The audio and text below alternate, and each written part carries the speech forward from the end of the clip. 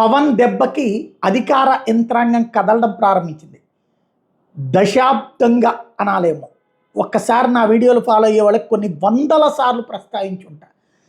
ఏంటా సినిమా థియేటర్లలో ధరలు అడ్డదిడ్డంగా ఉన్నాయి, ఒక క్వాలిటీ లేదు, పాడు లేదు, ఒక సిస్టమ్ లేదు, ఒక ఆలోచన లేదు. ఆ ప్రభుత్వాలు ఎందుకు చూస్తా ఊరుకుంటున్నాయి అన్నటువంటి విషయం. గతంలో జగన్ హయాంలో టిక్కెట్ల రేట్ల అంశాన్ని హైలైట్ చేస్తూ టిక్కెట్ల రేట్లు తగ్గించినప్పుడు కూడా నేను అదే చెప్పాను.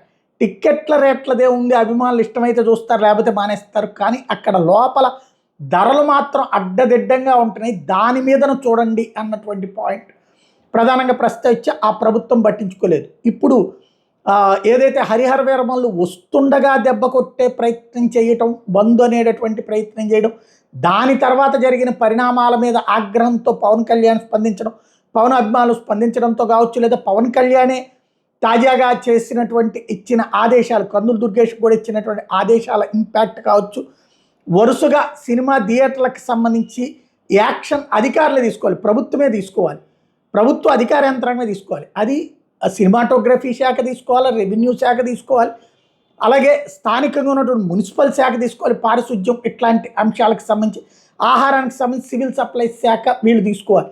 అది ఎక్కడైనా తీసుకుంటున్నారా అంటే ఎవ్వరూ పట్టించుకోవట్లేదు. సమన్వయం ఉండాలి ఈ అధికార యంత్రాంగం. ఆ సమన్వయం ఇంతవరకు లేదు. ఇప్పుడు ఇవాళ ఉదయం ఏదైతే కందుల దుర్గేష్ వెళ్ళి పవన్ కళ్యాణ్ని కలవటం, పవన్ కళ్యాణ్ ఆ విషయం మీద మరొకసారి కీలకమైన ఆదేశాలు ఇవ్వడం, అంటే ఇక్కడతో వదిలేద్దాం అన్నటువంటి ధోరణి దిల్ రాజు చెప్పుకొచ్చింది. కానీ ఇక్కడ వదిలేయొద్దు, వాటి సంగతి తేల్చమనినే, ఆ తర్వాత కూడా థియేటర్ల సంగతి తేల్చమని పవన్ కళ్యాణ్ చెప్పడం, దీంతో డిప్యూటీ సీఎం ఆదేశాలతో థియేటర్లలో తనిఖీలు ప్రారంభమైనవి. మౌలిక వస్తువులు, టిక్కెట్లు, క్యాంటీన్ ధరల మీద ఆరా తీయటం ప్రారంభించారు అధికార యంత్రాంగం వాళ్ళు. వెళ్ళి పిఠాపురంలోని థియేటర్లలో సొంత నియోజకవర్గంలోనే అధికారులు తనిఖీలు చేయడంతో ప్రారంభమైంది. అంటే తూర్పుగోదావరి జిల్లాలో పోలీసులు, రెవెన్యూ అధికారులు జాయింట్ ఆపరేషన్ ప్రారంభించారు. తద్వారా ఎక్కడికక్కడ ధరలు అవి ఎట్లా ఉన్నది. అలాగే కాకినాడ సినిమా రోడ్ల థియేటర్లలో కూడా సోదాలు చేశారు.